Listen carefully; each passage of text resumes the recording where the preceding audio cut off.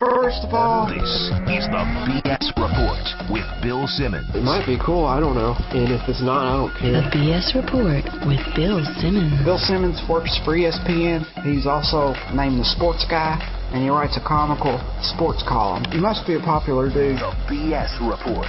It's got a real dirty sound, like a rusty steak knife cutting through a well-aged steak. Now. Here's Bill Simmons. All right, welcome to the BS Report. One of my favorites to tape during the course of the year, Cousin Sal with the Super Bowl props. This is going to be part one of the Mega Playoff Podcast, Super Bowl edition. Part two is going to have Michael Lombardi, Aaron Schatz, and Chad Millman. But right now on the Subway Fresh Tech Hotline, Sal, what's happening? Yeah, I'm excited to give people advice on hundreds of ways to lose money coming this Sunday. Well, 2 years ago, the epic, the all-timer, your big prop was for the Cardinals-Steelers Super Bowl. Your big prop was Gary Russell would not score a touchdown, and he scored the first touchdown of the game. It was awesome. And I didn't know we were counting the first touchdown, but okay, whatever. I don't think I've ever gotten more emails about anything that was ever said on a podcast. Really? The Gary Russell touchdown, yeah. People just loved that. It was, I mean, the best part was that it was the first one. It wasn't even like it came later in the game. Right, I know. Well, yeah, that's, gave me time to shore up a second job, so that was nice. I got some good ones today, too. I have many Gary Russell-esque props that I'm going to... Good. Well, first of all, let's talk about the game quickly, because we saw each other yesterday. We had our annual fantasy football post-championship banquet at Shakey's, a seedy location in Santa Monica, the worst pizza in the country. I don't know why it's become a tradition, but it has. Every year we go there and we were like, what are we doing here? This is disgusting. The food's terrible. Yeah. We always get this chicken and potatoes thing, and it doesn't totally look like chicken. Yeah. We got a dozen wings. They looked like one. I don't know what was going on. Yeah. It was horrible. We actually sent back a pizza, which I've never done before. Mm-hmm. The pizza was not. It wasn't even a little brown on the bottom. So we sent it back, and the lady seemed confused. I was like, well, we're just hoping you'd cook this for more than 2 minutes. She seemed confused, and I think she seemed annoyed and sent it back with 3 mystery toppings that we were not familiar with. But yeah, my stomach does feel a little weird today. So, and we watched the Pro Bowl, which was funny because one of our friends had bet the under of 67, and the score at halftime was like 45-10 or something. It was 42-3, I think, at half. But that was a mess. I think we talked about this. We joked, but I'm telling you, I think Belichick should step down. I mean, he's been outscored in the first half. The last 2 games, I think 56-3 or 6 or something. So I didn't even have the heart to tweet this because it was so depressing, but. Just a sight of him being interviewed by Tony Saragusa as they're both wearing leis. Yeah. If you had said 3 weeks ago, if you had said, "Here's a picture of something you're going to see on the Sunday before the Super Bowl," I don't know what I would have done. I might have left the country. Yeah, it makes me think that he wanted a break. He really wanted to go to Hawaii. He's like, I've been in a Super Bowl a million times. I want to go to Hawaii. You think I handed off to Danny Woodhead 12 plays in a row, down double digits in the fourth quarter for a reason? Yeah, this was it. I want to go to Hawaii. You think that fake punt was an accident? Well, anyway, so we were talking about the game, and we kind of realized as we're all talking about it, we were with our friends Damashek and Hench. It was amazing anybody else could get a word in edgewise with those two. We all kind of realized everybody's making the same case for this game, which is that the Packers are better. They're going to be able to spread the field on the Steelers. They're going to be able to throw the ball like the Patriots did when they beat Pittsburgh that time. They're inside in Dallas, so the receivers will be a little bit faster. Mm-hmm. And really nobody is making the case for the Steelers, which makes me wonder if we're headed toward a nobody believes in us situation here. Well, and listen, this is why the props are the greatest thing, because I can go either way on this game. I mean, normally I'm 100% in one way. I'm like, the Colts are going to kill the Saints, and then it doesn't happen and whatever. But I'm like 52-48 here, and I'll just tell people, be careful. This is one game. Anything can happen. Sure, it makes sense. The Packers are faster. They're more talented. They're on turf. And when you spread the field against the Steelers, bad things happen to them. And I hate to reopen the wound, but the Patriots spread the field against the Jets, and they kicked the crap out of them, and then they didn't the second time. So just be careful. Play the props, I think is what I'm saying. Play your vote is to play the props over playing the actual game. Yeah, now that's interesting. It's three. It went to 3 in some casinos and offshore websites. It's 2.5 and still in many casinos. So I think you can get -3 even or +3 -120 for the Steelers if you wanted it. Well, I have a question since you're our dumb prop gambling expert. You're our dumb prop expert. Uh-huh. The coin toss. It's heads 100. Basically the odds are -101 for heads or tails. So you bet 101 to win 100. Why? Well, I mean 101. How did they arrive at that number? It used to be 110, and then people were like, this is ridiculous. I'm not paying a vig on a coin toss. I ran the numbers on this, and it's almost 50-50 how it comes out.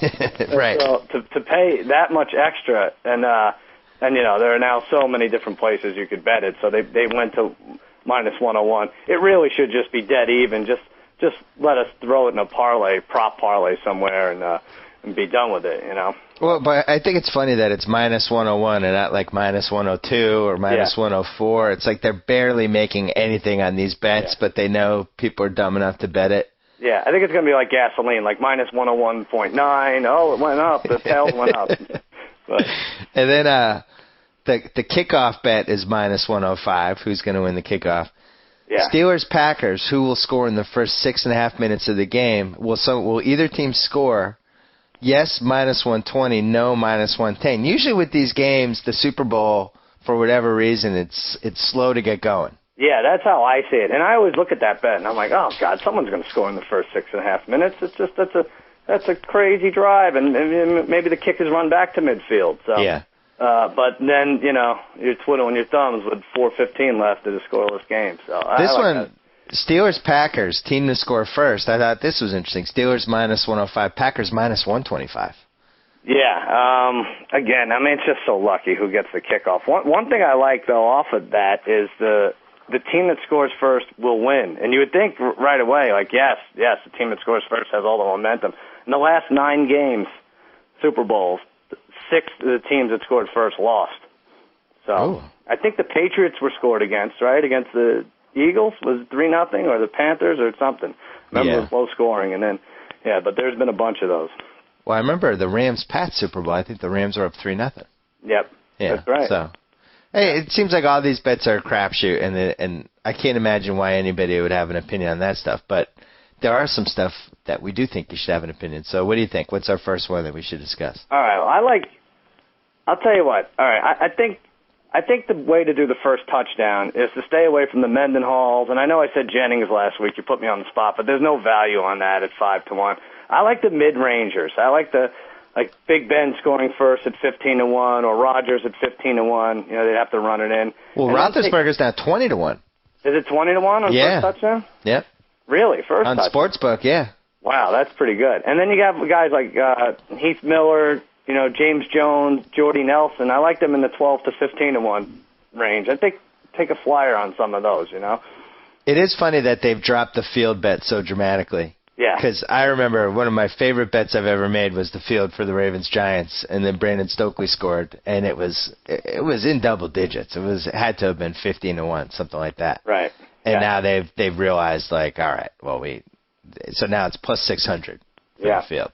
Yeah, that's a lot. I mean, even so, with the B.J. Raji's around. And there's one B.J. Raji won't be on the field for an offensive play, plus 140. I know this is like me betting against the buzzer beater, but I love it. I love betting against that fat ass being on the field, taking a handoff. So if you ever see him run in, you lose. Yeah, if he's called in, if he's announced as an eligible receiver. That's pretty fun. I kind of like that one. Yeah, let's do it. And then what are the odds for that? It's plus 140 that he won't be on the field. Raji, plus 140. No off play. Okay. Right. How many offensive plays has he had this year? I only remember them doing that a couple times. I think it was only in the playoffs and maybe once during the regular season or maybe not at all. That's pretty good. I like that one. Yeah. Here's a weird one. Another one while we're talking about B.J. Raji. Odds that he wins the MVP and then thanks his twin sister Gabourey Sidibe for her support. 25-1. Ah.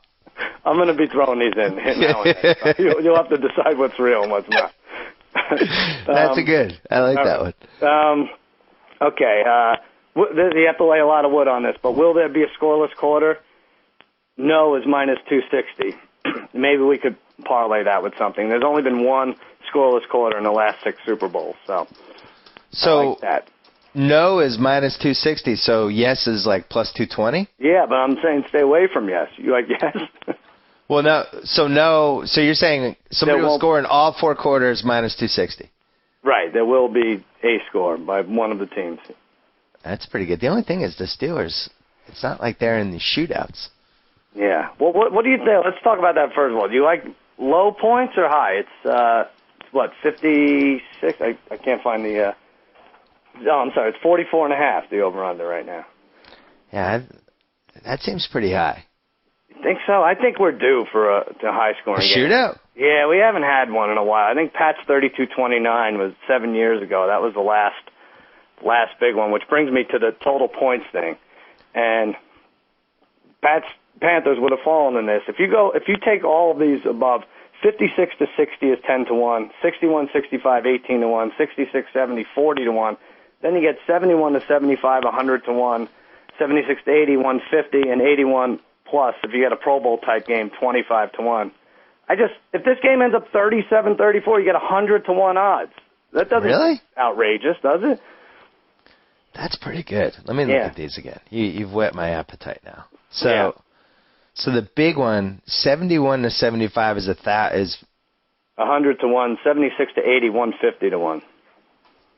71 to 75. So 37-34 could do that. Right. I like that. And 100 to 1 doesn't seem like a lot, but if you put $10,000 on that, that's what? That's $1 million you'll cash in on.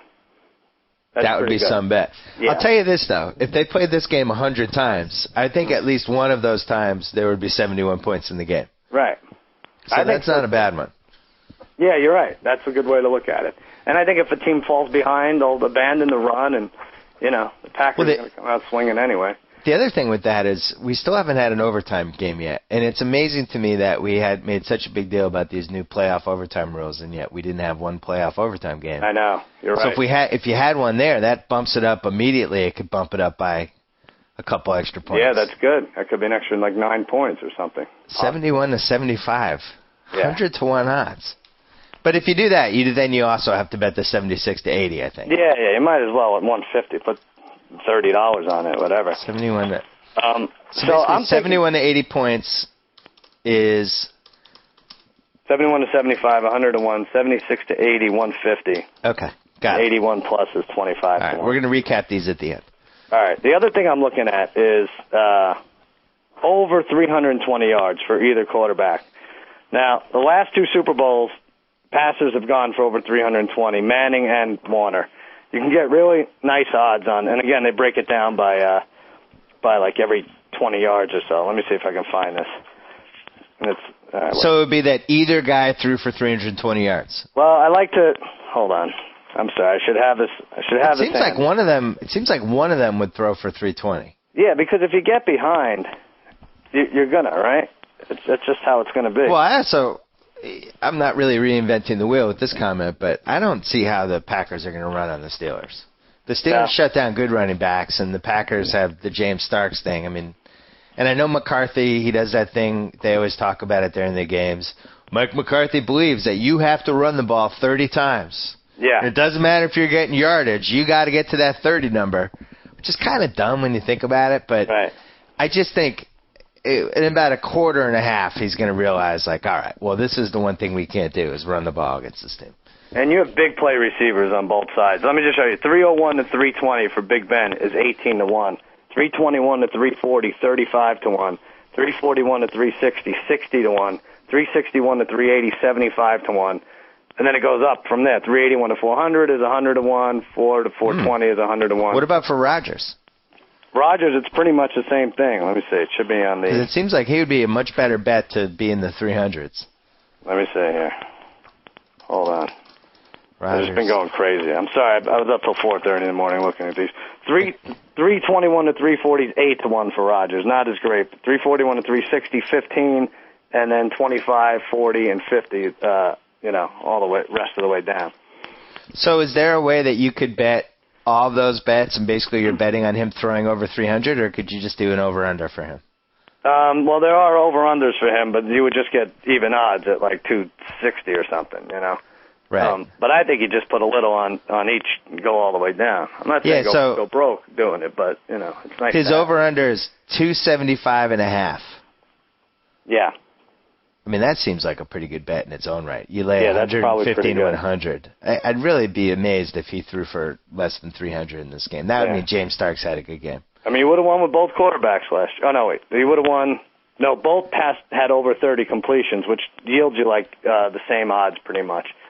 But I'd rather root for yards, I think. Rodgers' total completions is 22.5. Total pass attempts, 34.5. Longest completion, 35.5. That seems low. Yeah, it does. Yeah, if someone breaks a slant. Touchdown passes, 1.5, 2-1 odds. Wow. Is he really not going to throw 2 touchdowns? 1.5. Oh, just one. Wait, 2-1 odds. What do you mean? Oh, minus 200. Yeah, I'm sorry, minus 200. Yeah. Yeah. So you bet 200 to win 100 that he will throw at least 2 touchdowns. Right. That seems like a pretty good. I like that. All right, let me read some weird ones here. This is real. How long will Christina Aguilera hold Brave? Over under is 6 seconds, and she's singing the national anthem. Last word is Brave. I don't know if you knew that. Over 6 seconds is minus 120. I nailed this. I was like, she's done this a dozen times before. I'm going to go on YouTube. I'm going to check it out. How many times, where she is on Brave. It's between 5 and 7 seconds every time. They can't give us an edge, the bookies. They have this all figured out. That's great. Yeah. Well, I guess she's not hurting for money, but what would stop whoever is singing the song from figuring out exactly, maybe laying down some wood on some of these? Yeah. For their own benefit. You're right. She's like, oh, Brave is. I can hold that for 8 seconds. You're right. Well, one of the grips, one of the crew guys pulls the plug on her, and while she's in the middle of Brave, and then they go under with her. Yeah, it's too bad Whitney isn't singing the anthem because she actually does need the money and probably would do some of that. Okay. Yeah. Will the Steelers player do the Rodgers belt celebration? Even odds. I say yes. What's the Rodgers belt celebration? You know when he scores a touchdown, he makes it like he's wearing a wrestling belt. You haven't seen it? Oh, I didn't catch the wrestling. It's getting some juice now, and it's. I think the Steelers have enough a-holes on defense or whatever that one of them will do that. I think that.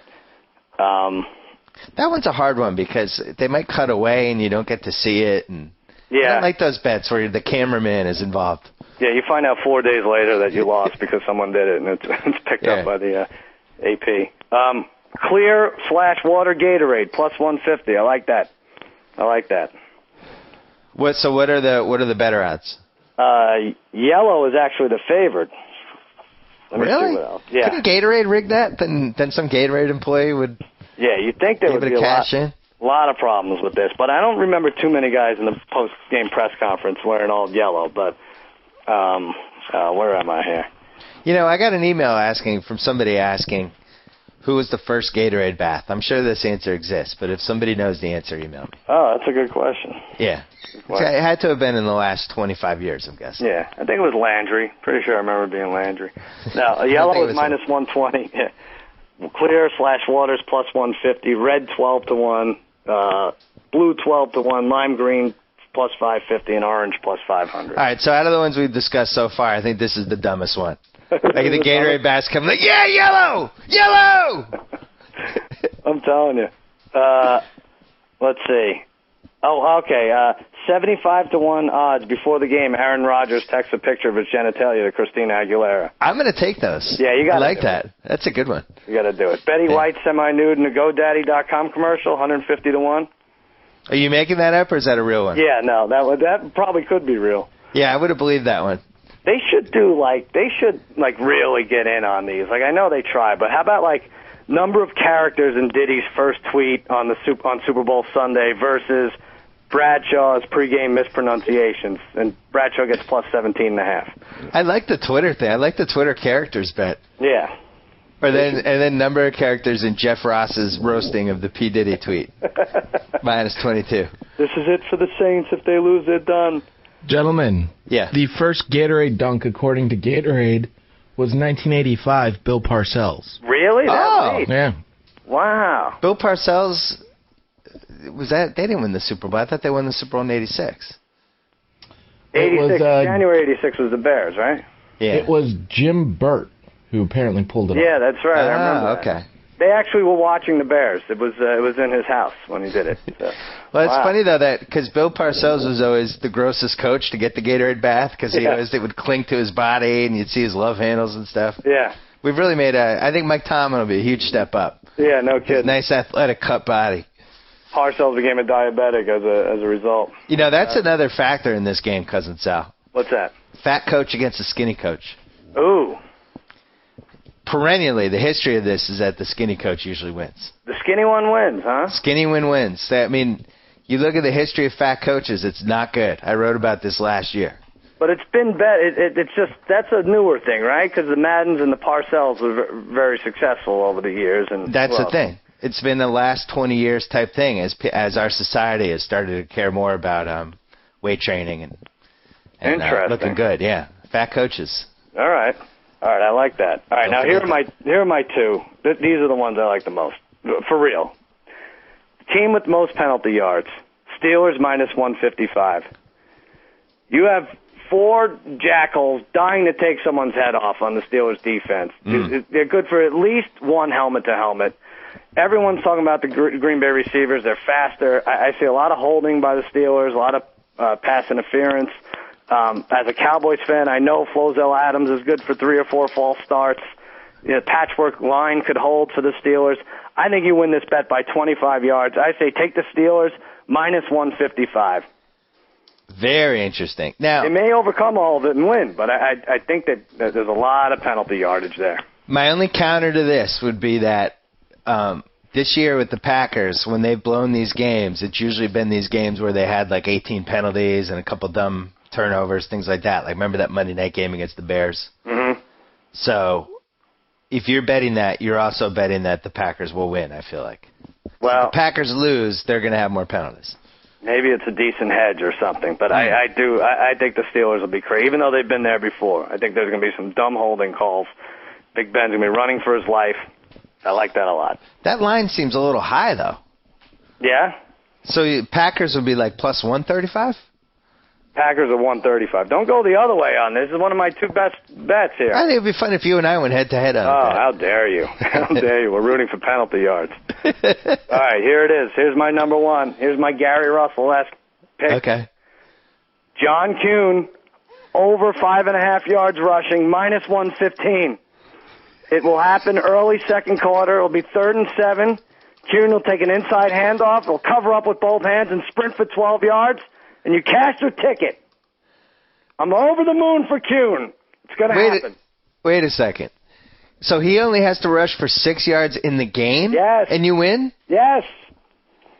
He's probably going to get 1 carry. That's a pretty good bet, Cousin Sal. I'm telling you. Because especially if they shut down Starks and the Packers decide, all right, let's just go to our battering ram guy. Right. And he'll battering ram it for 2-3 yards a pop. Right.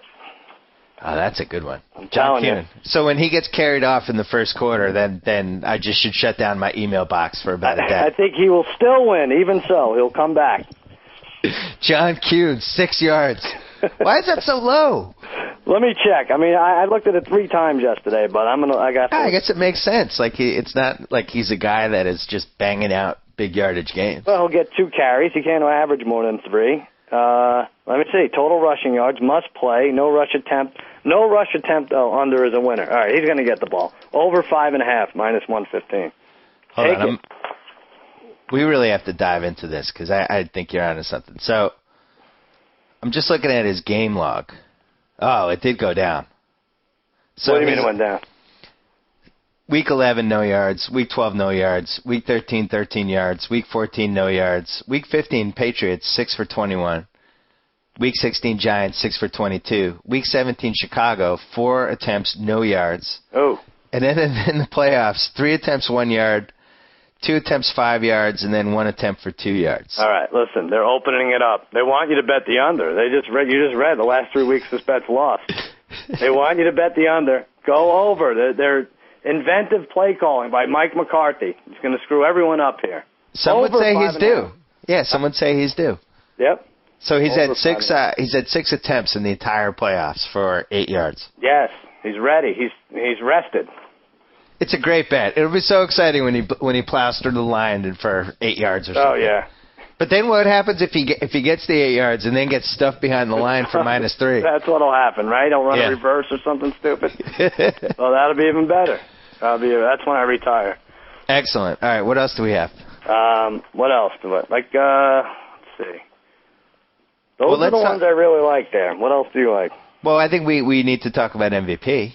All right. Well, I get sick of losing this bet every year because they just give it to the quarterback no matter what, it seems. Doesn't it?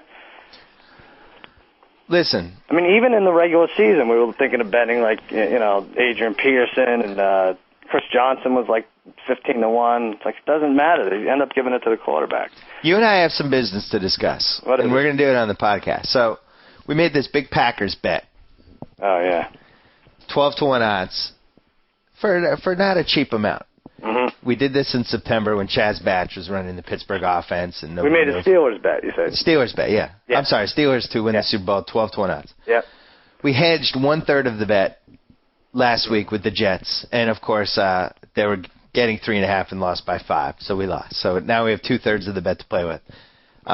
Never expecting that the NFC would somehow be favored over the NFC. And we have a bet for the AFC to cover 1.5 over the NFC team, which we bet 10 weeks ago. Maybe it more. would seem like our logical hedge would be to bet Rodgers to win the MVP at +175. Oh, interesting. So, okay.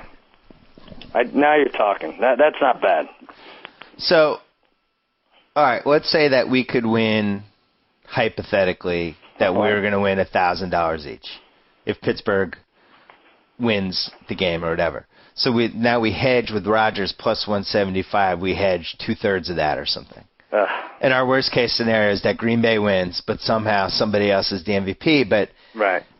Charles Woodson, 3 defensive touchdowns. Yeah. You have no choice, Goodell, but to hand him the Lombardi Trophy. So let's talk through the options for him not to win the MVP if the Packers win. So no running back is going to James Stark's not going to rush for 230 yards in this game, so he's out. So basically, it would have to be Greg Jennings having 9 catches for 238 yards and 3 touchdowns. Right. It would have to be a Jerry Rice type day. Or B.J. Raji, collapsing the line, getting the sack fumble, getting another interception. Like, he'd have to have one of the great days in defensive lineman history. Clay Matthews, maybe 4 sacks and a strip fumble. Mm-hmm. Like, how many sacks would he need to be considered the Super Bowl MVP? A lot, yeah. At least 4? I'd worry about Raji only, but not that I think he's getting on there for an offensive play, but if he runs in a William Perry-type touchdown at the end, plus a great defensive game, they might do something stupid. But or you could have the Raji Woodson combo, or the Raji Woodson Matthews triple MVP, whatever. And then the only other one, as you said, is Woodson. Like if he got 2 picks or something. Yeah, I think you're right. I think we're good. We may want to put a little on some of those guys you just mentioned that scare me. Well, what I don't understand is usually the Super Bowl MVP odds, although they're better than the team, usually it's pretty close, and this year it's not. Rodgers is +175 to win the MVP, but the Packers to win the game are -140. That's a pretty big swing. Yeah, exactly. I think Manning was probably -120 last year, right? Yeah, and plus, it's I don't. Has it ever happened where a losing guy won the MVP? It's happened in basketball. Wait, didn't it happen with the Cowboys still? I don't think it has happened. It happened once. I don't remember who. I can look it up for you. Was it in the late 70s? Was it the Miami guy, Jake Scott? No. He's the only defensive one. It might have happened once. Yeah, it did happen once. But it happened with Jerry West in the NBA. But, the point is, there's a 1 in 100 chance Rodgers could also win the MVP by throwing for 500 yards in a loss that there was no clear-cut Steelers MVP. It's not likely, but right. Anyway, so I think that's a good one for us. All right, I think that's the way to do it. You agree, right? I'm going to get sick at the result. What's his name runs for 260 yards, Starks. But well, listen, it's a great story if we lost our hedge because somebody other than the quarterback won the MVP for the first time since we were like kids. That's true. I'm going to look up Super Bowl MVP. You know what? I'd like to. I wish we have Chuck a lot Howley won the award for the Cowboys in 1971. Super Bowl 5 or something? That's right. It's pretty dumb for a losing player to win the MVP. Yeah. Without you, they would have lost. It would have to be a remarkable game, but I'm just looking. So Holmes won in 2009, Hines Ward in 2006, and Branch in 2005. Wow, they did. Dexter Jackson in 2003, Ray Lewis in 2001. Maybe this isn't a good bet. What? When did all this happen? 1, 2, 3. So in this decade, in this century, we've had 6 QB MVPs and 1, 2, 3, 4, 5 defensive MVPs or wide receiver MVPs. Right. So But wait, 50-50. all right. But in Branch's case, Brady had already won twice, right? So they gave it to him. Yeah, Brady didn't have a great game in that game, and Yeah. Branch was awesome in that game. The Holmes one, I guess it was just because that last catch was such so a great catch. I guess they had to give it to him. Yeah, you know what? Roethlisberger might have even been the second choice. Harrison might have been with that return. The Eli Manning one was a little controversial because I would have given that to the 3 referees who didn't call the 9 holdings in the helmet catch. I'm just saying. I mean, if the goal of the MVP is who is the guy most responsible for the win, I think you have to go for the 9 guys or the 3 guys who didn't see the 9 holdings. That's true. That's interesting. Maybe the guy who ever put the KY jelly on top of David Tyree's helmet. Could do that guy too. Yeah. Thanks to ESPN.com, by the way, for consecutive days of running cover stories on the Tyree catch and then the Fridges touchdown in Super Bowl 20. They killed you with that, huh? It was. I wasn't happy. Anything else? I didn't leave you any drunk messages, did I? No, you didn't actually this week. I was prop happy and I didn't. I turned the phone off completely. All right. I apologize for that. Wait, let me just plug the show real quick. So what are we summing up here? Which ones are we taking? I like the B.J. Raji plus 140 no offensive play. You do? Yeah. Yeah, it's so stupid. Well, we got to make these people money. My big one's John Kuhn over 5.5 yards rushing, Steelers most penalties minus 155, and then bet these total points and bet the over 320 yards for both quarterbacks. All right, my real advice, other than I like the Kuhn bet. I just think that's a fun one. I like where you were going with the total points of the game, and that. So if you bet the 100 to 1, 71 to 75, right, and you bet the 151, 76 to 80, you just put $50 on each bet. Yeah, just go all the way down. You're covered with either, and then it's not going to go over 80. That's never going to happen. Right. So you're basically rooting for anything in the mid-30s. Mm-hmm. Or rooting for a 42 to 31 or something. You're just rooting for points. Yeah. It's pretty solid, though. I like that one. What about last touchdown? You always hear about first touchdown, but never last touchdown. I know. Well, just not, for a player or what it's going to be? Yeah, for a player. Oh, man. You don't like that one? What do you think? You would go for a long pass, kind of? Well, let's think about this. Let's say that you feel like the Steelers are going to win this game and it's going to be close. So the scenario would be 5 minutes left, Roethlisberger driving down the field, going for the winning touchdown. Yeah. You could put in a little on Rashard Mendenhall, plus 600. Yeah, I guess you could, but... You're not a fan of that one. Well, they're a weird team. I mean, they have these Antonio Browns and these Emmanuel Sanders coming out of nowhere catching big balls late, you know. Your boy John Kuhn is plus 2,000. I like that. 21 odds for the last TD. I like that. That'll be his only run from 5 yards out, and we'll lose. It's a good hedge for your 6 yards or over bet. Yeah. Hold on, the only thing we didn't do, and I'm sure you just forgot it, slipped your mind. The cross sports props, which have always been something. They're actually not. They're not out. Did you see them today? I've seen a couple, yeah. Oh, you did? Go ahead. Yeah. Let me see what they are, because I didn't see them this morning. So Phil Mickelson's 4th round of golf at the Phoenix Open, he's giving 8.5 to Greg Jennings total receiver yards. I thought that was fun. Yeah. So So they're saying like about 80. No, about 8.5. So, yeah. so I guess they're saying Mickelson maybe has a 64, so 64, Jennings would yeah. have to go like 73. Jennings needs to be over 70, I think, to have a chance. Right. My favorite, though, Blake Griffin, points and rebounds, is 3.5-point underdogs to Jordy Nelson for receiving yards. Wow. Blake's also Blake's points you can bet on that he will. It's dead even actually that he will score more points than the Green Bay Packers on Sunday.